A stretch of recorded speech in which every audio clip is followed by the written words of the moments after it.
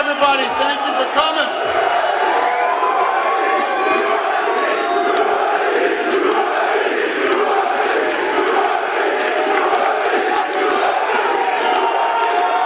Before we get started here, I want to thank the MSG, the New York State Athletic Commission, for helping us make UFC and NYC at the MSG possible.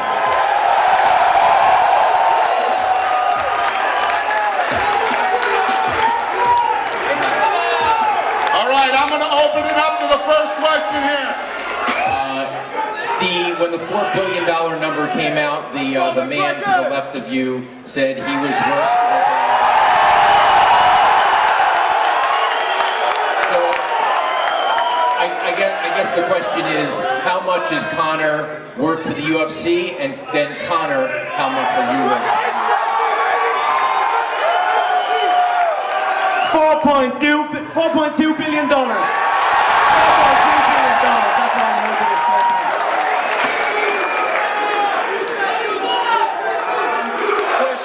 Coming off a couple big fights at 170, we know your history at 145, now 155. This move to lightweight, tell us your thoughts on it.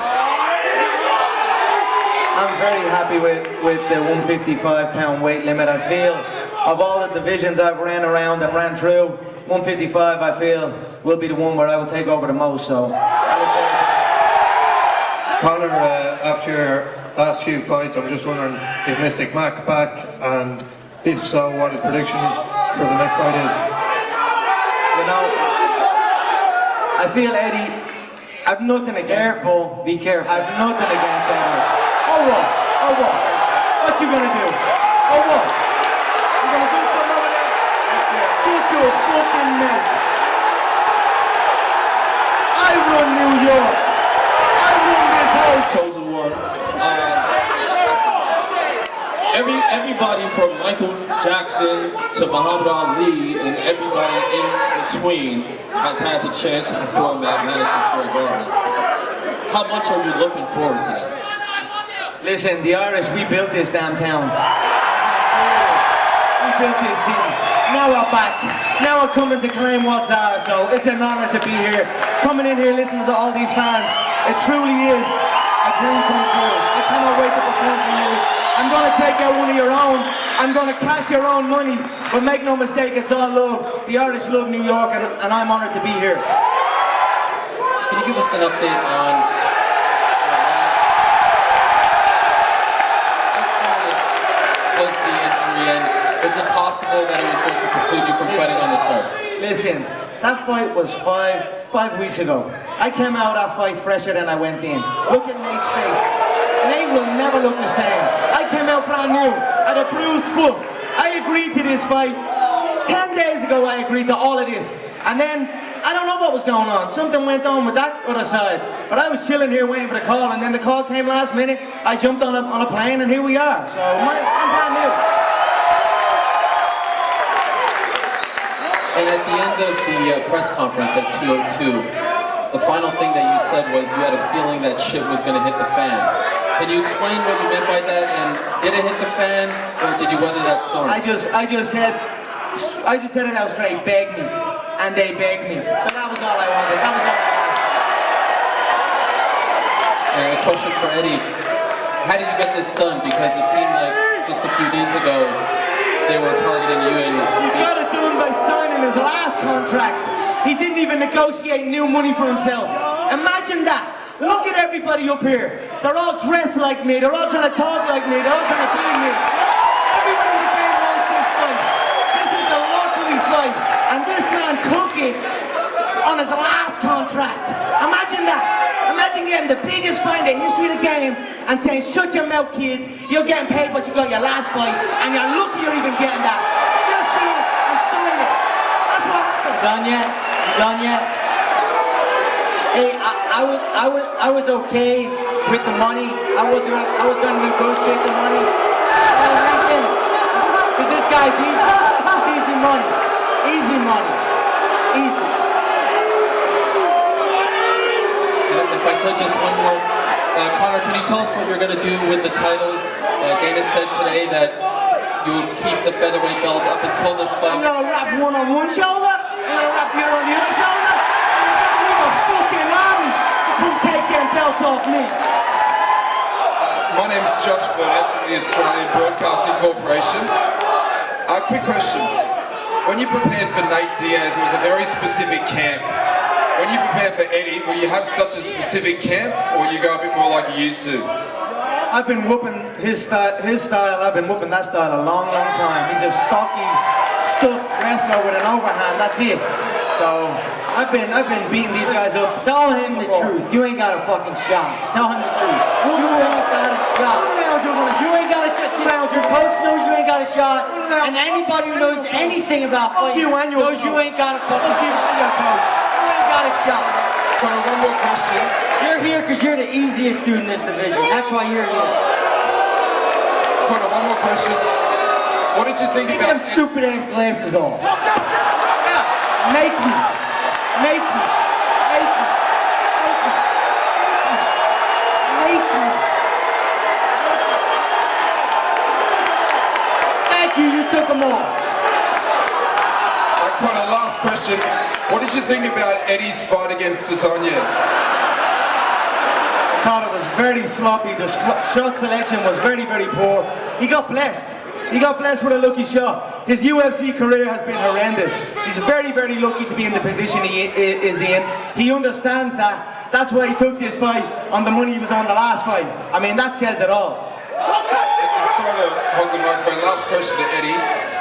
What were your genuine thoughts on the Diaz fight, Diaz-McGregor? This guy got 8 minutes of fighting, and that's it. He quits after 8 minutes, every fight.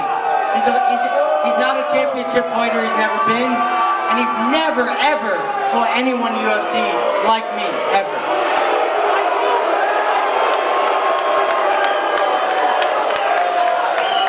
Hey, Dana. Just another broke bone trying to sell some shit. See, he's broken, he's desperate. And he's trying to make it like, McGregor's this, McGregor's that. We've heard it all before. He's just another broke bum that can't afford to pay his fucking bills. And that's all I need.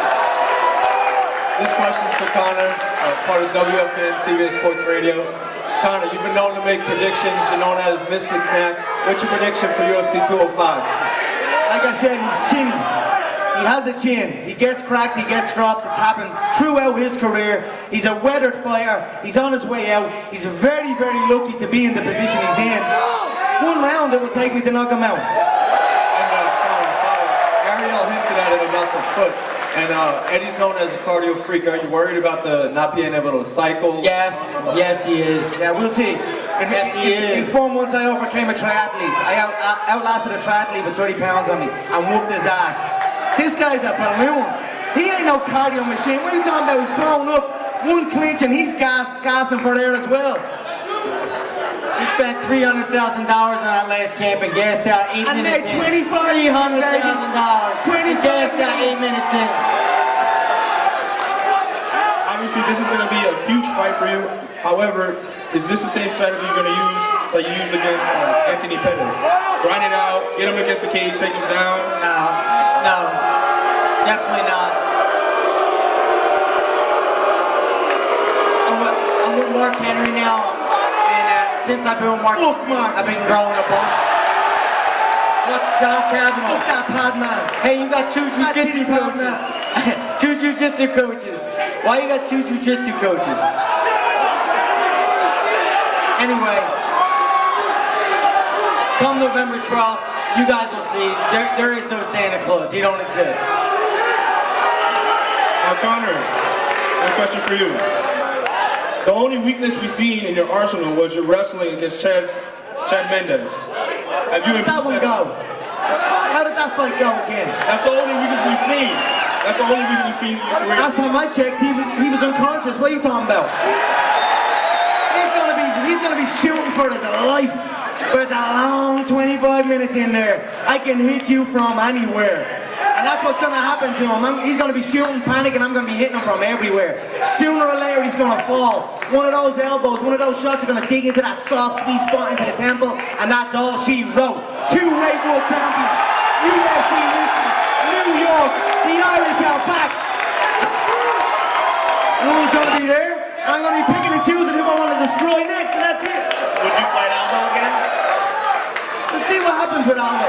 I mean, it's hard to even think of Aldo. I KO'd him in 13 seconds. I traveled around the world with him. He pulled out on 2 weeks' notice. If Frankie was good enough and he had came through that last one, me and Frankie for the featherweight belt here, he just wasn't up to scratch. So I'm going to let that featherweight division play out, see how it goes. But I'm the featherweight world champion. Now in November, I'm going to be the lightweight world champion, and I'm going to hold 2 of them consecutively. Not a shot. That's it. Not a shot. You ain't got a shot. Beltless. You'll be beltless November 12th. You'll be beltless. Not a 45, not a 55. You'll have to give up the little boy belt, and you're not getting the big boy belt. Conor, take a look around you. You got a lot of champions, a lot of grizzled vets. Who do you think would give you the hardest fight out of anybody on stage? Right here. Right here, the hardest hitting 145 pound, the real hardest hitting 145er right here. This guy TKOs people. When I knock people out, they don't fucking move. Who the fuck is that guy? Who the fuck is that? No damn know who I am. Who the fuck is that?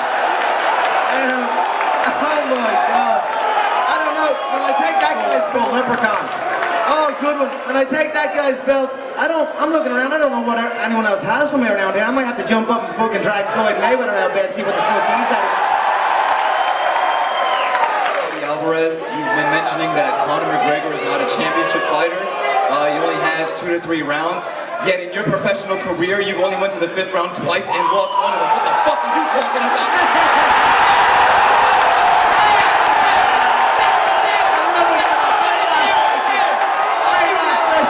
Hey, what's your question? He has assumed the tone. What's your question? I love it. I love it. My question was clearly, you've only been to the 5th round twice in your professional career and lost 1 of them. You're complaining that he has no gas. His question is, why are you talking shit? That's his question. Why the fuck you up there talking shit? Say it like it is, you're blessed. You're blessed that I chose you. You're blessed that I chose to whoop your ass next. Say it like a fucking is. You were the easiest opponent that made the most money. That's the truth. Come prove it. You were my easiest opponent that made the most money. Come prove That's it. why you were. I could buy and sell your whole fucking town. I could buy and sell your whole town. Come fucking prove it.